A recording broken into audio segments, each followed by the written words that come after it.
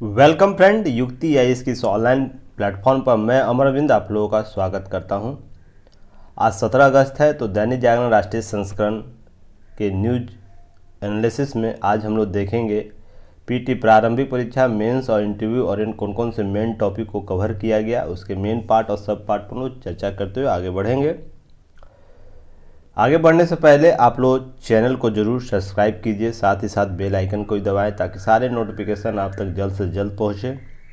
और जो हमारे पुराने और नए दोनों लिसनर व्यूअर हैं, चैनल को लाइक, शेयर और कमेंट जरूर कीजिए ताकि हमें महत्वपूर्ण सहयोग आप लोगों से प्राप्त होता रहे।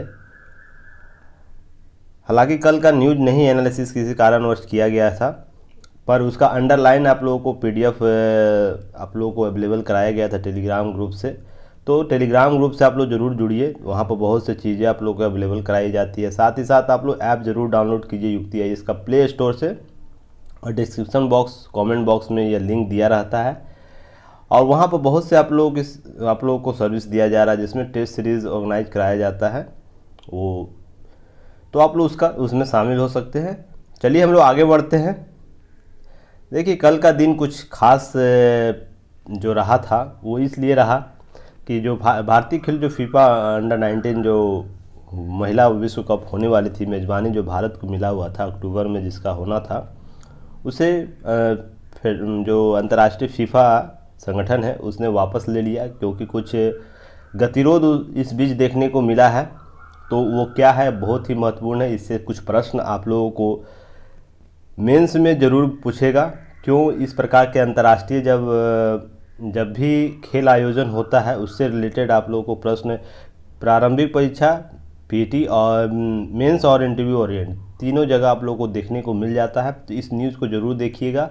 यहाँ से मेंस में आप लोगों को प्रश्न यह पूछा जा सकता है, इस प्रकार के अंतर्राष्ट्रीय खेलों में भारतीय सरकार की नीति क्या होनी चाहिए, किस रूप से अंतर संबंध स्थापित करने की ज़रूरत है। इससे रिलेटेड इस प्रकार के प्रश्न आपको क्रिएट किए जा सकते हैं। और इंटरव्यू में तो डायरेक्ट प्रश्न यहाँ से बनेंगे।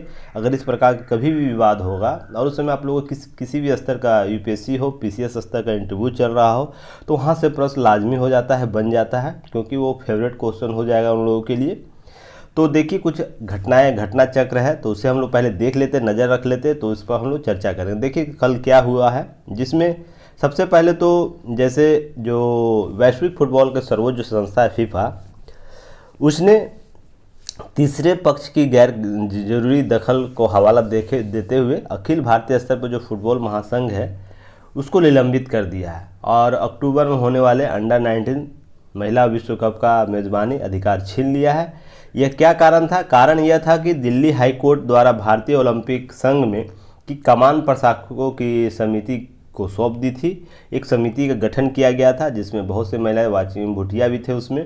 इसके अलावा अंतर्राष्ट्रीय जो हॉकी महासंघ है, हॉकी इंडिया के सीओए से बुधवार की बैठक करेगा, जिसमें आपको देखिए हॉकी से भी रिलेटेड जो निलंबन का खतरा बना हुआ है।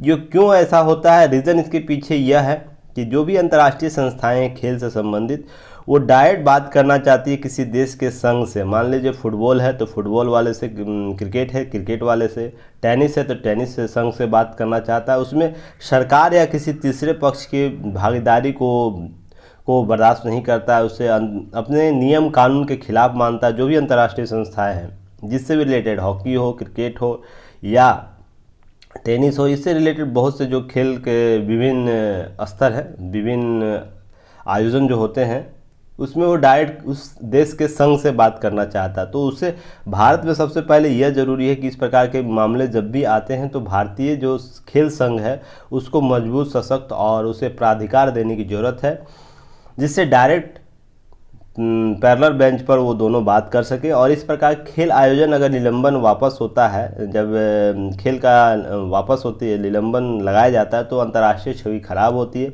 आगे आने वाले दशकों में इस प्रकार का जब भी बड़ा खेल आयोजन होगा तो संघ, कोई भी संघ हो, तो वो पहले उस पर विचार करेगा, उसके विभिन्न सारे नियम कानून पर विचार करेगा तो ही जाके आयोजन देगा। तो बहुत बड़ी समस्या ये है हमारे देश का कि इस प्रकार के आयोजन में हमेशा कुछ न कुछ दिक्कतें होती है। तो उसके लिए क्या है, तो इस पर हम लोग को नज़र रखना है। और उससे संबंधित आप लोग को जो भी रिलेटेड प्रश्न होगा तो वह प्रश्न जब भी आएगा तो उससे रिलेटेड आप लोग को कवर करना है।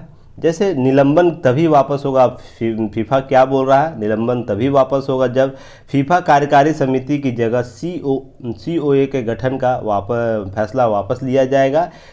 और साथ ही साथ क्या बोला है, जो इंडियन फुटबॉल फेडरेशन है उसके प्रशासन को महासंघ के रोज़मर्रा काम करने का पूरा नियंत्रण दिया जाएगा। तो मैं अभी यही बोला था, जब तक हम लोग सशक्त नहीं करेंगे, प्राधिकार नहीं देंगे, तब तक वो इस प्रकार के आपत्ति अंतर्राष्ट्रीय संघ लगाता रहेगा। क्योंकि वो कोई भी संघ हो अंतर्राष्ट्रीय स्तर पर, वो सरकार से बात ना करके उन देश के खेल संघ से बात करना चाहता है, प्रशासनिक स्तर पर हो या किसी भी आयोजक के स्तर पर, आयोजन के स्तर पर हो, तो वहाँ पर चीज़ें की जाती है। चलिए देखिए, यहाँ पर कुछ और भी बातें हैं। तीसरा पक्ष क्या होता है ये आप लोग जान लीजिए, महासंघ के संदर्भ में या संघ के संदर्भ में। क्या तीसरे पक्ष के संदर्भ किसी खेल की वैश्विक संस्था और राष्ट्रीय खेल संघ के बीच सीधे समन्वय में उस देश की सरकार, कोर्ट या कोर्ट द्वारा नियुक्त समिति को हस्तक्षेप मानता है। तीसरा पक्ष कहने का अर्थ यही है, कोई भी संघ हो, अंतर्राष्ट्रीय संघ हो, वो इस प्रकार के तीसरे किसी भी पक्षकार को वो बर्दाश्त नहीं करता है, वो अपने नियम के खिलाफ समझता है। तो इसलिए इस दिशा में सरकार को, कोई भी सरकार रहे, वो चाहती है कि हम, जैसे भारत सरकार है या किसी देश की सरकार है, वो चाहती है कि अपने देश में जो आयोजन हो रहा है वो बेहतर तरीके से हो। पर उसके पॉजिटिव नेगेटिव दोनों एस्पेक्ट होते हैं।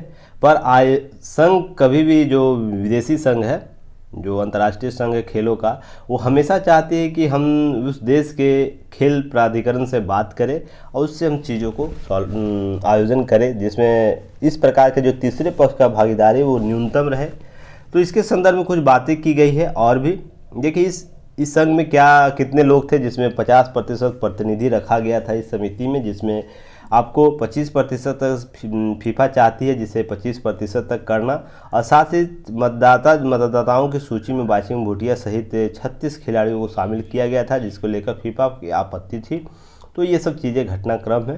तो क्रक्स यही है कि इस प्रकार के जब भी अंतर्राष्ट्रीय खेलों का आयोजन भारत में होगा तो भारत के खेल प्राधिकरण को शक्ति देनी होगी। इसके लिए सरकार मंत्रालय जो है, खेल मंत्रालय दिशा कार्य भी कर रही है। जल्द ही संसद में कुछ चीज़ें, प्राथमिकताओं विधेयक पास करने वाली है। तो इसके संदर्भ में कुछ कार्य गतिविधि भी चल रहा है, पर जल्द से जल्द यह समाप्त होना चाहिए। ये सब विवादें, खेल प्राधिकरण को इतनी शक्ति देनी चाहिए, इतनी अथॉरिटी देनी चाहिए कि इस प्रकार के किसी भी खेल आयोजन को वो सफल बना सके और भ्रष्टाचार मुक्त खेल आयोजन कर सके। देखिए कि जब हम लोग कॉमनवेल्थ गेम हुआ था तो बहुत से भ्रष्टाचार के प्रश्न खड़ा किए गए थे, तो इसके बाद भी कुछ डाउट्स हुआ था अंतर्राष्ट्रीय संघों को। तो यह देखिए बहुत ही इम्पोर्टेंट टॉपिक है, तो इसलिए ज़रूर इसे कवर कीजिएगा आप लोग, यहाँ से प्रश्न उभर कर सामने आएगा। देखिए, कश्मीरी हिंदुओं फिर आतंकी हमला हुआ, कश्मीरी पंडितों पर हमला एक बार हुआ था, जेनोसाइड हुआ था, उस पर पहले भी न्यूज़ कवर किया गया। तो उस न्यूज़ को जाके आप लोग टाई अप कर लीजिएगा, वहाँ से चीज़ें देखिए वही सेम पैटर्न है, सेम चीज़ें हैं।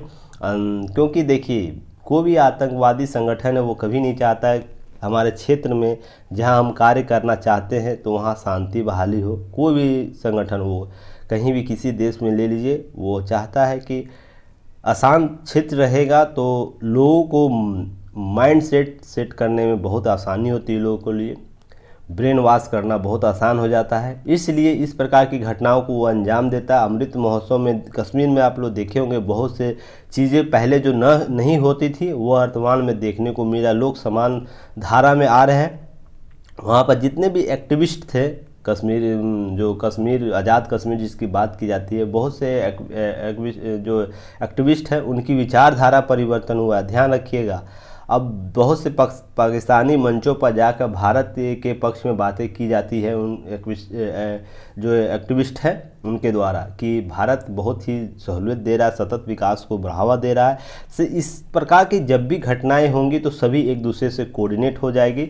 इसलिए इन चीज़ों को उस रूप से भी देखने की ज़रूरत है। देखिए कल हुआ क्या कि शांति बहाली जो प्रक्रिया चल रही है, राष्ट्रवाद की धारा बौखलाए आतंकवादियों ने क्या किया कि कुछ हिंदुओं पर हमला कर दिया और अंधाधुंध हमला कर दिया, जिसकी क्या कुछ किसने लिया है इसकी जिम्मेवारी?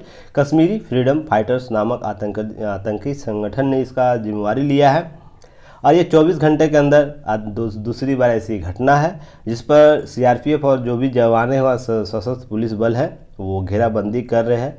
देखिए, कश्मीरी पंडित संघर्ष जो समिति है, अध्यक्ष संजय टिक्कू, उन्हें कश्मीर में ऐसी जगह है जहां पर्यटक सुरक्षित है, कश्मीरी हिंदुओं पर हमले होते रहे, उन्होंने प्रश्न चिन्ह खड़ा किया। लाजमी प्रश्न चिन्ह है, अगर कोई क्षेत्र विशेष का व्यक्ति इस प्रकार का महसूस कर रहा है असुरक्षा, तो सरकार का प्रथम कर्तव्य है कि उस व्यक्ति विशेष समूह को सुरक्षा प्रदान किया जाए और आम उनको सहूलियत दिया जाए।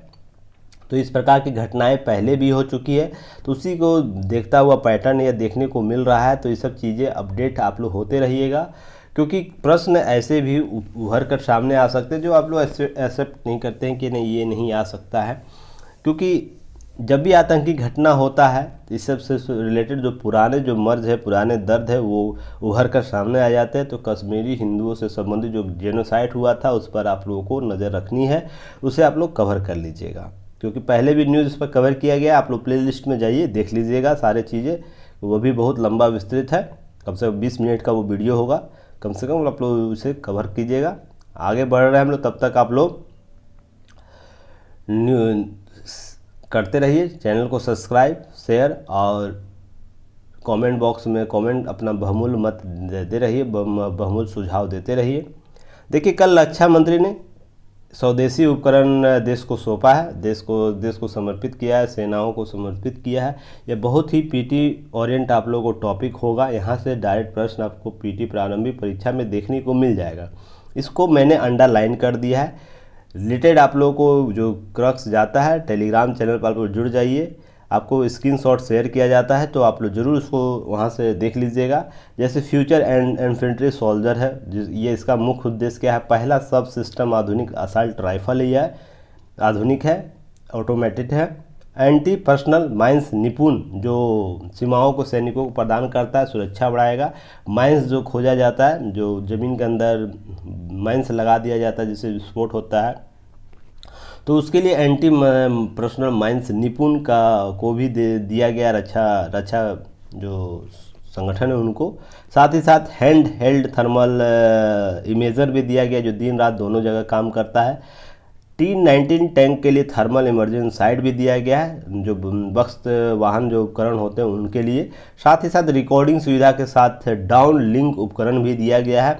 यह डाउन लिंक उपकरण जो हेलीकॉप्टर के सीमाओं और परिचालन के लिए नियंत्रण जो टोह लेने वाली निगरानी करने में मदद देता है। या देखिए, कौन सा उपकरण क्या कार्य कर रहा है, ये ज़्यादा इम्पोर्टेंट, तो मैंने अंडरलाइन सारे पर कर दिया, उसे आप लोग बस की नोट्स में लिख लीजिएगा। जैसे निपुण क्या करता है? माइंस के लिए उपयोग होता है। सोल्जर इन्फेंट्री सोल्जर जो है वो क्या कार्य करता है? या पहला सब सिस्टम आधुनिक असल्ट राइफल है। तो प्रश्न पीटी में ऐसे ही पूछेगा, ध्यान रखिएगा। और कौन कौन से दिया है ये भी आप लोगों को श्रेणी में पूछ सकता है, कौन सा उपकरण शामिल है, तो आप लोग इसे कवर कर लीजिएगा, क्योंकि ये चीज़ें आप लोगों को। साथ ही साथ एक चीज़ है, एक बुक आई है, उसे भी आप लोग कवर कर लीजिए, क्योंकि ये पीटी में प्रश्न पूछा जा सकता है प्रारंभिक परीक्षा में। तो सैन्य नेतृत्व की कसौटी पर परखने वाली किताब को लॉन्च किया गया। सेना प्रमुख जो है जनरल मनोज पांडे, उनके द्वारा सशस्त्र बलों के नेतृत्व में मैन ऑफ स्टील, याद रखिएगा मैन ऑफ स्टील किनका बुक है? तो यह मनोज पांडे द्वारा विमोचित बुक है, पुस्तक विमोचन किया गया है। साथ ही साथ देखिए, एक और भी न्यूज़ है, आगे हम लोग बढ़ेंगे। आगे देखिए,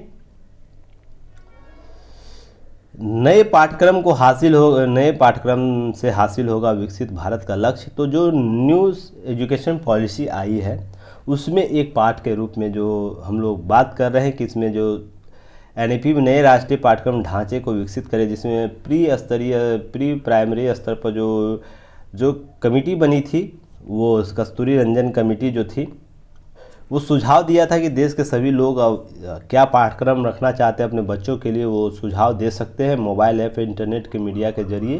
तो इसके लिए कार्यक्रम चल रहे हैं। तो देखिए, बात है कि इस पर एनईपी पर पहले भी न्यूज़ बनाया गया, न्यूज़ कवर किया गया है, पर ये जो कमेटी फाइनल स्टेज पर जब आएगी, जो सुझाव देगा, तो उस पर हम लोग विस्तृत एक न्यूज़ कवर करेंगे। तब तक के लिए बस आप लोगों को याद रखना है, इसके न्यूज़ को अपडेट रखना है। साथ ही में यह कमेटी कौन थी, पीटी ओरिएंट इस पर संबंधित है, जो कस्तूरी रंजन समिति इसके अध्यक्ष बनाए गए हैं। जो राष्ट्रीय नीति को भी, राष्ट्रीय जो शिक्षा नीति उसको भी तैयार किया, इन्हीं के द्वारा तैयार किया गया है। तो ये 2 पीटी फैक्ट आप लोग याद रखना है। साथ ही साथ इसका वीडियो आप लोग प्लेलिस्ट में जाइएगा, वहाँ पे NEP या न्यू एजुकेशन पॉलिसी डालिएगा, सर्च कीजिएगा, मिल जाएगा। उस न्यूज़ को जाकर आप लोग कवर कर लीजिएगा। देखिए बहुत सी न्यूज़ पहले के रहते हैं, तो उसे आप लोग प्ले लिस्ट में जाके देख लीजिए, ताकि सारे चीज़ वहाँ पर आपको अपडेट हो जाइएगा। साथ ही में एक ही चीज़ को बार बार पढ़ने की उचित नहीं। एक बार आप लोग सारे न्यूज़ को प्ले लिस्ट में जाके देख लीजिए, आपको बार बार वही न्यूज़ रिपीट होता मिलेगा। बस एक बार आपको बेहतर मेहनत करने की ज़रूरत है। देखिए कल जो हमारे केंद्रीय स्वास्थ्य मंत्री है, उनके राज्यों में स्वास्थ्य मंत्रियों से संग बैठक की थी, उसमें कुछ बातें की गई है, तो उसको नज़र रखना है। 15वीं वित्त आयोग की सिफारिश के अनुसार क्या है अपडेट, इसको देख लेना है, क्योंकि यह है, इसके संदर्भ में और भी बातें आएगी, आगे न्यूज आएगा, तो उस पर हम लोग आर्टिकल बेहतर तरीके से करेंगे। कुछ आंकड़ा दिया गया है, उसे ज़रूर आप लोग कवर करना है। जैसे यहाँ पर आंकड़ा दिया गया है, 15वें वित्त आयोग की सिफारिश के अनुसार राज्यों में दिए गए 70,051 जो करोड़ रुपये हैं अनुदान का उपयोग सुनिश्चित करने को कहा गया है। साथ ही इसमें जो 26,123 करोड़ के रुपये शहरी और 43,928 करोड़ रुपये ग्रामीण इलाकों स्वास्थ्य ढांचे के निर्माण में खर्च करने की बात किए गए हैं। साथ ही 15वें वित्त आयोग की अन्य सिफारिशों को लागू करने पर जोर दिया गया है इस बैठक में जो है, और जिसके तहत राज्यों में 2022 तक बजट का 8% स्वास्थ्य क्षेत्रों में खर्च करने का जो लक्ष्य रखा गया है। यह आंकड़ा आप लोगों को प्रारंभिक परीक्षा या मेंस में कहीं भी स्वास्थ्य संबंधी चीज़ों को लेकर प्रश्न पूछा जाता है, वहाँ पर अपडेट कर सकते हैं आप लोग, ताकि आपका न्यूज़ जो आपका नोट्स हो या आंसर राइटिंग वो बेहतर तरीके से उभर कर सामने आए और जो सामने वाला है उसको भी इम्प्रेसिव लगे। साथ ही साथ देखिए ये न्यूज़ अब एक नया कॉन्सेप्ट लेकर आया गया है डिजिटल हेल्थ मिशन में। क्या है कि जो भी बेहतर परफॉर्मेंस करेगा उसे ही अधिक वित्त आवंटित किया जाएगा स्वास्थ्य मंत्रालय डिजिटल हेल्थ मिशन के तहत।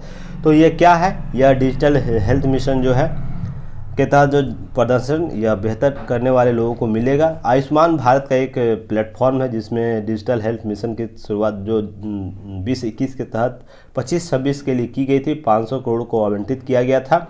जिसमें अब नया क्या है, नया यह है कि जो भी बेहतर करेगा उसका 500 करोड़ का 20% यानी 100 करोड़ रुपया प्रदर्शन के आधार पर दिए जाएंगे। यह बहुत ही इनोवेटिव आइडिया है, इनोवेटिव। इससे राज्यों में जो है प्रतिस्पर्धा बढ़ेगी कि हम बेहतर करें और इससे धन का आवंटन उन्हें प्राप्त होगा। पहले होता क्या था, राज्यों को वित्त प्रबंधन कर दिया जाता था, वित्त का आवंटन कर दिया जाता था और राज्य उसको अपने अनुसार खर्चा करती थी, अपने सुविधा अनुसार। बहुत से ऐसे राज्यों में ऐसा मिला है कि वो वित्त का जो था आवंटन हो ही नहीं पाता था विभिन्न क्षेत्रों में। जैसे डिजिटल हेल्थ मिशन में करना है तो उसका खर्चा ही नहीं कर पाती थी। तो अब क्या होगा, जिस राज्य में बेहतर परफॉर्मेंस आएगा उन्हें वित्त का आवंटन किया जाएगा, जो नहीं बेहतर करेंगे उनको नहीं मिलेगा। ये हर योजना में भी होनी चाहिए, मेरा यह मानना है। क्योंकि इससे होता क्या है कि जो विभाग है, मंत्रालय है, उसके बीच प्रतिस्पर्धा बढ़ती है बेहतर करने के लिए, और इससे एंड ऑफ पॉइंट यह निकल कर सामने आएगा कि बेहतर सभी करने के लिए उत्सुक होंगे, क्योंकि तभी आपको पैसा मिलेगा जब आप बेहतर करेंगे। तो यह कॉन्सेप्ट और भी क्षेत्रों में आना चाहिए। देखिए एक न्यूज़ और है, तलाक ए हसन चर्चा में आया। उससे पहले ट्रिपल तलाक की चर्चा में था जिसको असंवैधानिक घोषित किया गया। अब तलाक ए हसन को असंवैधानिक घोषित करने की मांग एक पिटिशनर के द्वारा की गई है, जो बेनजीर हिना है उनके द्वारा, क्योंकि वो स्वयं उनको प्रताड़ित समझती, इसके संदर्भ में वो प्रताड़ना झेल रही हैं। तो क्या है, तो इसके संदर्भ में बातें हम लोग करेंगे। क्या है देखिए, इसके अतिरिक्त न्यूज़ देखने की ज़रूरत नहीं है क्योंकि यहाँ पर इनफ दिया गया है पेपर में। इसे समझ लीजिए। पहले तलाक हसन क्या है, जो मुस्लिम पर्सनल लॉ बोर्ड है उनके अनुसार तलाक हसन पति और पत्नी को एक महीने के अंतराल पर 3 बार तलाक देता है, और इस दौरान क्या है, वे साथ रहते हैं और सुलह की कोशिश करते हैं। अगर उनका रिश्ता नहीं बनता है तो तीसरे महीने में तीसरी बार तलाक बोलने के बाद उनका रिश्ता टूट जाता है या समाप्त हो जाता है। तो यह 3 महीने की एक प्रक्रिया है। आम राय में समझा जाए, आम तरीके से समझा जाए तो ये 3 महीने की एक ऐसी प्रक्रिया है जिसमें पति पत्नी अगर किसी तलाक लेना चाहते हैं उसको अंतिम रूप देने के लिए 3 महीने साथ रहते हैं। अब पूरी कोशिश की जाती है कि तलाक न लिया जाए, उससे बचा जाए, पर ऐसी स्थिति उत्पन्न होती है कि तलाक बहुत ज़रूरी हो जाता है, तो अंतिम महीने में तलाक बोल के यह वापस लिया जा सकता है। तो यह एक तलाक़ हसन का नाम दिया गया है। साथ ही में देखिए सुप्रीम कोर्ट ने एक बात बोला है, यहाँ पर ध्यान रखिएगा। क्या बात बोला गया सुप्रीम कोर्ट के द्वारा कि पहली नज़र में उसे तलाक़ हसन अनुचित नहीं लग रहा है क्योंकि ये समान प्रक्रिया देखने को मिल रही है एक, पर यह 3 तलाक जैसा नहीं है। पर साथ ही में यह भी माना कि यह 3 तलाक जैसा नहीं कि डायरेक्ट 3 बार तलाक बोल के तलाक बोल के इनसे तलाक ले लिया जाता था, फ़ोन पर बोल के तलाक लिया जाता है, लेटर भेज के तलाक ले लिया जाता है। पर यहाँ पर 3 महीने एक रहने की प्रक्रिया है, तो इसको पहली नज़र में तो तलाक नहीं नज़र आ रहा है, तलाक का कॉन्सेप्ट जो है उसके अनुसार। पर मुस्लिम महिलाओं के पास भी अभी खुला तलाक का विकल्प है। जो खुला क्या है उस पर भी हम लोग चर्चा करेंगे। खुला तलाक का विकल्प उसके पास है।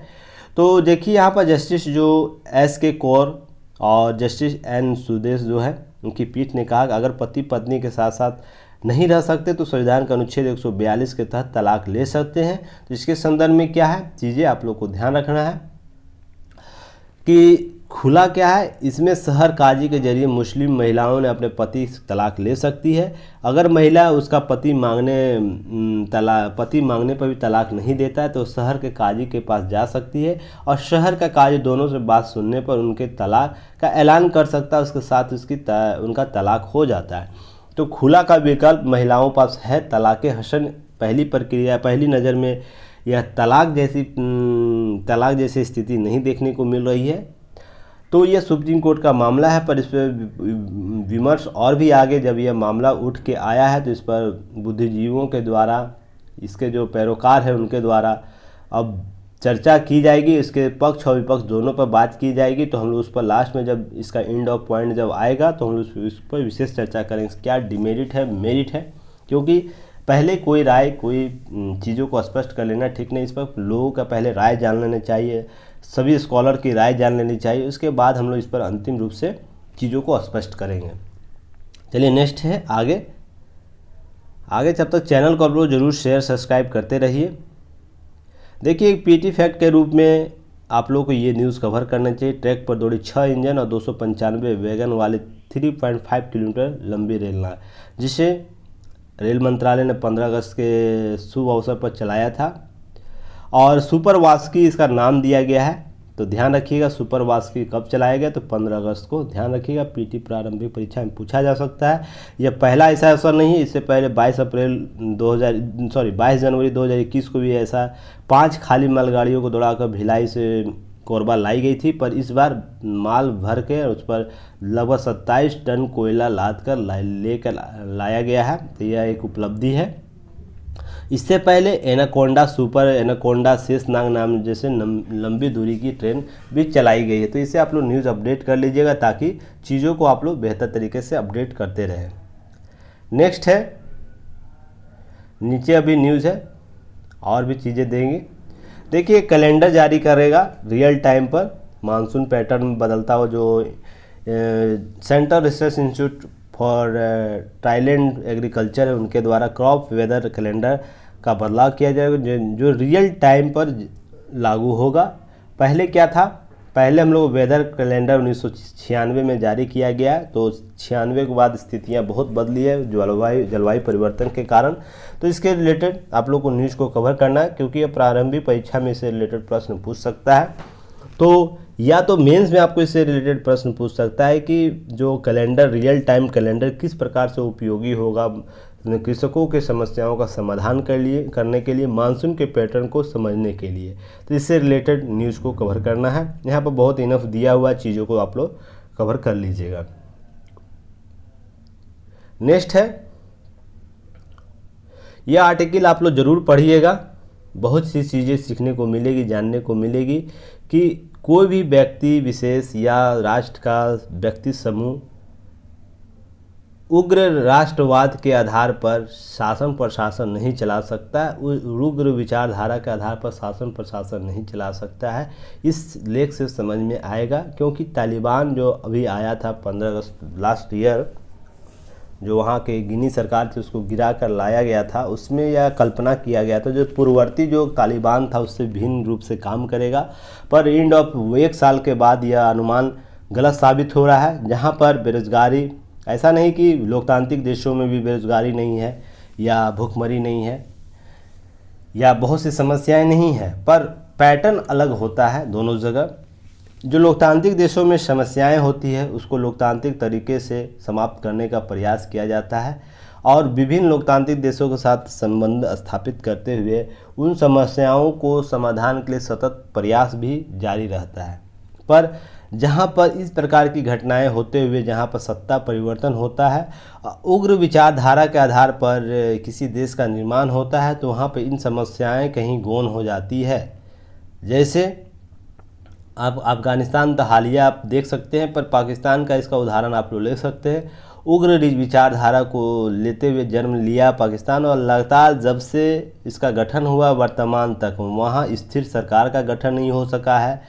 समस्याओं का निदान अभी तक नहीं हो सका है। जितना इंडिया जिस परिप्रेक्ष्य में अपने समस्याओं को समाधान ढूंढा है उस परिप्रेक्ष्य में पाकिस्तान नहीं ढूंढ पाया है। तो आप समझ सकते हैं कि किसी भी प्रकार से अगर किसी देश का विचारधारा प्रभावित है राष्ट्र के निर्माण में, तो उसके लिए कुछ मानक होते, उसको समझने की ज़रूरत है इस लेख में।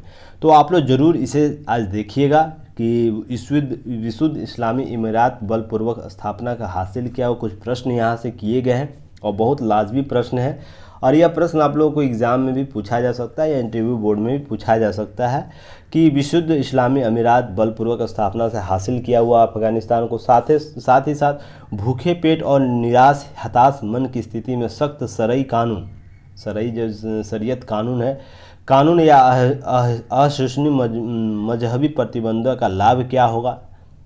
तो यहाँ पर 2 चीज़ें मैं यहाँ पर इस संदर्भ में बात करने चाहता हूँ। यह धर्म विशेष की बातें नहीं किया रहा हूँ, मैं कॉमन मैन की तरह बात करना चाहता हूँ कि आप शरिया लॉ जो लागू करना चाहते किसी देश में भी, तो शरिया का कॉन्सेप्ट कब था? मध्यकालीन इतिहास में शरिया कानून था, जहां लोगों को संतुलित करने के लिए एक क्षेत्र विशेष में धर्म विशेष प्रक्रियाओं को अपनाते हुए लागू किया गया था। यह अपेक्षा की गई थी इस कानून शरिया कानून के तहत, कठोर शरिया कानून के तहत लोग संतुलित रहेंगे, लोग अपने मार्ग से भ्रष्ट नहीं होंगे और एक डर भावना के संदर्भ में लोगों को संतुलित किया जा सकता है। यह हकीकत कहीं भी नहीं। तो बहुत से शरिया में ऐसे कानून हैं जो वर्तमान समय में अप्रासंगिक लगते हैं, पर उस समय जब आया था वो उस समय के वातावरण में वह प्रासंगिक था। तो क्या उस कॉन्सेप्ट को वर्तमान 21वीं 22वीं जब भी आगे हम लोग बढ़ते जाएंगे 23वीं शताब्दी में 25वीं शताब्दी में जब हम पहुँचेंगे, तो क्या वो शरिया कानून सेम टू सेम लागू हो सकता है? कभी नहीं लागू हो सकता है। तो जो भी देश इस कॉन्सेप्ट को लेकर लाना भी चाहते तो उसमें संशोधन बहुत ज़रूरी है। सबसे पहले संशोधन करने की ज़रूरत है शरिया कानून में कि जो वर्तमान परिदृश्य पर्यावरण से संबंधित नहीं है, वो इस लोकतांत्रिक व्यवस्था से मेल नहीं खाते, उसे समाप्त किया जाए या संशोधन किया जाए, उसे वर्तमान की स्थिति लायक बनाया जाए। तो उस देश में शरिया कानून को भी लागू किया जा सकता है, मेरा यह मानना है। क्योंकि बहुत से शरिया में ऐसे नियम कानून हैं जो समाज को उन्नत रास्ते पे लेके जाते हैं, पर जो उन्नत रास्ते पे लेके जाते हैं उन पॉइंट उन बिंदुओं को रखने की ज़रूरत है, अन्यथा उन सभी चीज़ों को एक खुले मंच के आधार पर उसे समाप्त करने की ज़रूरत है, ताकि अफ़गानिस्तान या पाकिस्तान या कोई भी देश इस प्रकार के मुस्लिम कंट्री हैं वहाँ पर एक बेहतर वातावरण को, एक मानव जनित वातावरण को विकसित किया जा सके, जहाँ पर मानव को मानव समझा जा सके। तो इस प्रकार की चीज़ों को बेहतर विकल्प ढूंढते हुए हम लोग को आगे बढ़ने की ज़रूरत है और सभी अंतर्राष्ट्रीय समुदाय को इसकी सहयोग करने की भी ज़रूरत है। पर यहाँ पर पैच यहाँ पर लग जाता है इस प्रकार से कि कोई भी अपनी प्रतिस्पर्धात्मक चीज़ों को छोड़ना नहीं चाहता है। कोई भी सुप्रीम जो स्थिति है बनना जो चाहता है, सुप्रीम की स्थिति कायम करना चाहता है, उस समाप्त नहीं करना चाहता है। यहीं पर कॉन्सेप्ट यहाँ भी लागू हो जाता है। तो दावे बहुत से किए गए हैं, तो आप लोग इसे ज़रूर देखिएगा, ज़रूर पढ़ लीजिएगा। साथ ही साथ में यहाँ पर भारत का भी रुख स्पष्ट किया गया एक लेख में। तो भारत क्यों इसका सपोर्ट करता है, तो भारत हमेशा शुरू से ही अफगानिस्तान में बसे लोगों का सपोर्ट करने की राय रखा है और उसको मानवता के संदर्भ में देखता है, उसके सहयोग को। तो यह स्पष्ट किया गया है। तो इसे आप लोग न्यूज़ को, आज आर्टिकल को जरूर कवर कीजिएगा, लेख बहुत महत्वपूर्ण है। तो आगे हम लोग बढ़ते हैं। आगे में देखिए आप लोगों को कुछ चीज़ें और भी दी गई है जो आप लोगों को जानना चाहिए। देखिए यहाँ पर एक प्रति व्यक्ति आय का स्थान, भारत का स्थान क्या है, विश्व बैंक का रिपोर्ट आया, तो उसे आप लोग देख लीजिएगा। ये पीटी ओरिएंट है, न्यूज़ को कवर कर लीजिएगा, अपडेट कर लीजिए अपने पीटी में, जिसमें भारत का प्रति व्यक्ति सालाना आय $2277.4, जबकि चीन का प्रति व्यक्ति डॉलर कितना आया है, $12,556, और अमेरिका का लगभग $69,287.5 है। तो ब्रिटेन का प्रति व्यक्ति आय लगभग $47,334 है। तो प्रति व्यक्ति आय पर राष्ट्रों का जो आकलन विश्व बैंक के द्वारा किया गया है, और यह बहुत ही हम लोग को इसमें सुधार की ज़रूरत है। अगले 25 साल में हम लोग कहाँ होंगे, तो इसके लिए क्या रूपरेखा निर्धारित करनी चाहिए, उसके लिए हम लोग को बहुत सी एसडीआर स्थिति भी हम लोग को सुधारने की ज़रूरत है, एचडीसी जो। तो इसके संदर्भ में कुछ डाटा उसे ज़रूर कवर कीजिएगा, ताकि और भी चीज़ें जो आगे आने वाले कुछ दिनों में अपडेट आएंगे उस पर हम लोग चर्चा कर सकेंगे। तो हम लोग को पीटी फैक्ट न्यूज़ यहाँ से बहुत मिलेगा, जो प्रश्न में आप लोग को देखने को मिल सकता है। इसमें विस्तृत चर्चा पहले भी की गई है, और भी आएंगे तो उस पर हम लोग चर्चा करेंगे। जो भी न्यूज़ जो महत्वपूर्ण है, न्यूज़ आप लोगों को कवर करते चलना। जैसे सेमीकंडक्टर क्रांति की ओर बढ़ रहा है कदम, तो इसमें विस्तृत न्यूज़ को कवर किया गया। ताइवान और चीन, दक्षिण कोरिया, जापान से हम लोग आयात करते हैं, तो उसके आंकड़े दिए गए। तेज़ी से निवेश हो रहा है इस क्षेत्र में, कर्नाटक, तमिलनाडु क्षेत्रों में लगभग निवेश की जो नीति बढ़ी है। साथ ही साथ सेमीकंडक्टर चिप, यानी चिप है उसको इलेक्ट्रॉनिक डिवाइस में का दिमाग भी कहा जाता है, उसके संदर्भ में कुछ उपयोग तथ्य दिए गए हैं, उसे आप लोग जरूर कवर कीजिएगा। डिजिटल होता जीवन है, इसके लिए सेमीकंडक्टर की मांग और भी बढ़ेगी, जिसमें 100% सेमीकंडक्टर जो चिप है मार्च 2021 तक भारत आयात करता था। ध्यान रखिएगा, 2021 तक जितने भी चिप थे उसको 100% था वो आयात करता था।